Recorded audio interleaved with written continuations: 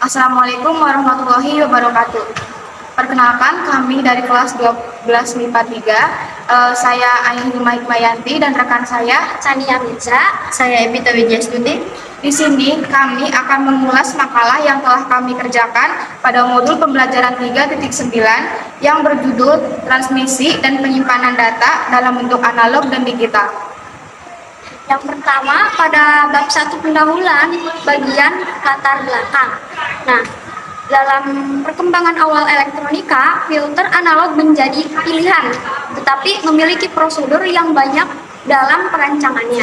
Setelah ditemukan piranti digital dengan kemampuan komputasi yang cepat, implementasi filter digital sangat digemari karena filter digital menggunakan algoritma sesuai dengan kebutuhan yang diinginkan. Maka sejak itu hingga saat ini, filter digital masih menjadi objek penelitian yang terus berkembang dan diminati banyak orang. Selanjutnya bagian rumusan masalah. Zaman sekarang ini banyak orang mulai meninggalkan teknologi analog beralih ke teknologi digital.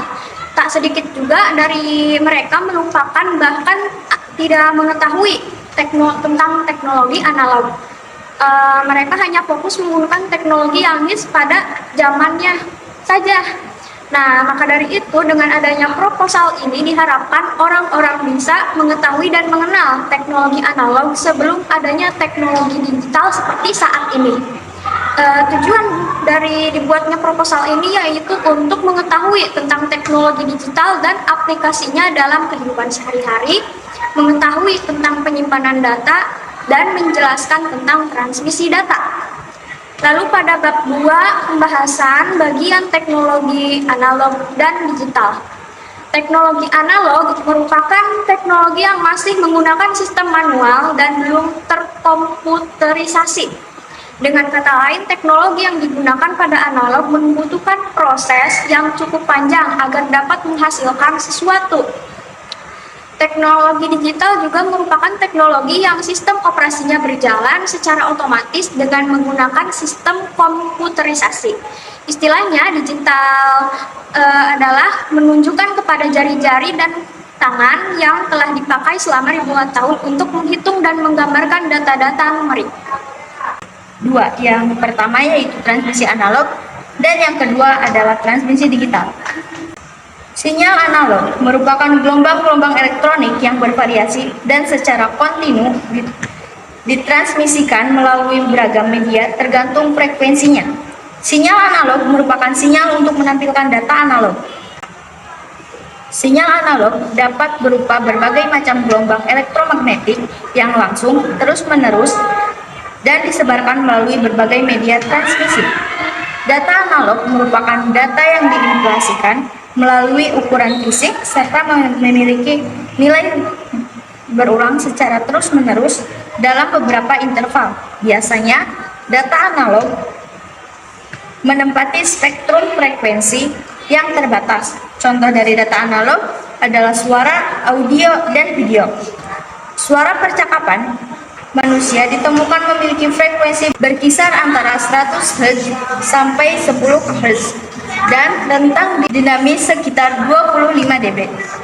Yang kedua, sinyal digital merupakan sinyal yang digunakan untuk menyampaikan data digital. Data digital merupakan data yang memiliki deretan nilai berbeda dan memiliki cara tersendiri, misalnya adalah teks, bilangan bulat, dan karakter-karakter lainnya. Terdapat beberapa permasalahan pada digital, yaitu data dalam bentuk karakter-karakter yang dapat dipahami manusia tidak dapat langsung ditransmisikan dengan mudah dalam sistem komunikasi. Data tersebut harus ditransmisikan dalam bentuk binar terlebih dahulu atau bilangan 0 dan 1. Jadi, data itu ditransmisikan dalam bentuk deretan bit. Selanjutnya, penyimpanan data. Penyimpanan data merupakan proses penyimpan suatu data di dalam suatu komputer atau suatu media dengan tujuan untuk menjaga data tersebut agar tidak hilang ketika akan dibuka dan diproses kembali di waktu yang akan datang. Berdasarkan jenis datanya, penyimpanan data dapat diklasifikasikan menjadi dua bentuk, yaitu penyimpanan data analog dan penyimpanan data digital. Untuk bagian penyimpanan data analog, ada pita kaset dapat menyimpan informasi berupa suara dan musik. Ada piring hitam sebagai media penyimpanan suara musik. Untuk bagian penyimpanan data digital, ada hard disk merupakan media penyimpanan luar yang menggunakan disk atau piringan. Hard disk banyak digunakan sebagai media penyimpanan luar utama untuk menyimpan hasil install, sistem operasi, software, aplikasi, penyimpanan data, dan sebagainya.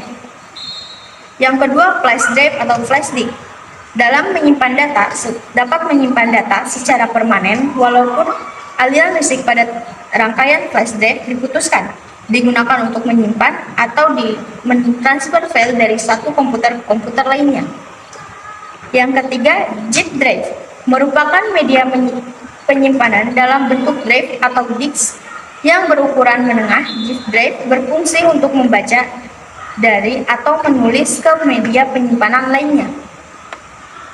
Yang keempat, floppy disk adalah salah satu perangkat keras komputer yang berfungsi sebagai tempat penyimpanan data pada komputer yang bersifat portable. Floppy disk ini hanya dapat menyimpan file teks karena keterbatasan kapasitas. Yang kelima, compact disk atau CD merupakan sebuah disk yang digunakan untuk menyimpan data secara digital dengan menggunakan sistem optikal. Yang keenam, digital versatile disk atau DVD digunakan untuk menyimpan software dan juga aplikasi komputer yang lainnya termasuk game dan juga file untuk video. Lanjut pada 2.4, yaitu penerapannya dalam teknologi informasi dan komunikasi. Beberapa penerapan dari teknologi informasi dan komunikasi antara lain dalam perusahaan, dunia bisnis, sektor perbankan, pendidikan, dan kesehatan. A. Penerapan teknologi informasi dan komunikasi dalam perusahaan. Penerapan teknologi informasi dan komunikasi banyak digunakan para usahawan. Kebutuhan efisiensi waktu dan biaya menyebabkan setiap pelaku usaha merasa perlu menerapkan teknologi informasi dalam lingkungan kerja.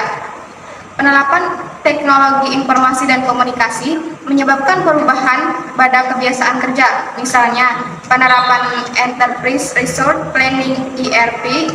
ERP adalah salah satu aplikasi perangkat lunak yang mencakup sistem manajemen dalam perusahaan. Cara lama kebanyakan. B. Penerapan teknologi informasi dan komunikasi dalam dunia bisnis. Teknologi informasi dan komunikasi dimanfaatkan untuk perdagangan secara elektronik atau dikenal sebagai e-commerce. E-commerce adalah perdagangan menggunakan jaringan komunikasi internet. Yang C. Penerapan teknologi informasi dan komunikasi dalam perbankan. Dalam dunia perbankan, teknologi informasi dan komunikasi adalah diterapkannya transaksi perbankan lewat internet atau dikenal dengan internet banking. Beberapa transaksi yang dapat dilakukan melalui internet banking adalah antara lain transfer uang, pengecekan saldo, pemindah bukuan, pembayaran tagihan, dan informasi rekening. D. Penerapan teknologi informasi dan komunikasi dalam pendidikan. Teknologi pembelajaran terus mengalami perkembangan seiring perkembangan zaman. Dalam pelaksanaan pembelajaran sehari-hari, sering dijumpai kombinasi teknologi audio atau data, video atau data, audio atau video, dan internet. Internet merupakan alat komunikasi yang murah di mana memungkinkan terjadinya interaksi antara dua orang atau lebih. Kemampuan dan karakteristik internet memungkinkan terjadinya proses belajar mengajar jarak jauh (e-learning) menjadi lebih efektif dan efisien sehingga dapat diperoleh hasil yang lebih baik. E. Penerapan teknologi informasi dan komunikasi dan kesehatan. Sistem berbasis kartu cerdas atau smartphone dapat digunakan juru medis untuk mengetahui riwayat penyakit pasien yang datang ke rumah sakit, karena dalam kartu tersebut para juru medis dapat mengetahui riwayat penyakit pasien. Digunakannya robot untuk membantu proses operasi pembedahan serta penggunaan komputer hasil pencitraan 3 dimensi untuk menunjukkan letak tumor dalam tubuh pasien. Lanjut bab 3, yaitu penutup. Dapat disimpulkan bahwa setelah kita membaca dan mempelajari mengenai teknologi analog dan digital, kita bisa mengetahui banyak tentang macam-macam teknologi analog dan digital beserta kegunaannya dalam kehidupan sehari-hari. Mereka mempunyai keunggulan dan kekurangannya masing-masing. Dan kita bisa menentukan mana yang akan kita pilih untuk kita gunakan dalam kehidupan sehari-hari. Saran, ada baiknya kita tidak melupakan teknologi terdahulu sebelum teknologi-teknologi yang sekarang kita pakai ini ada. Karena tanpa teknologi itu, kita juga tidak bisa ada di titik di mana teknologi sekarang ini makin berkembang dan lebih canggih. Sekian dari kami. Wassalamualaikum warahmatullahi wabarakatuh.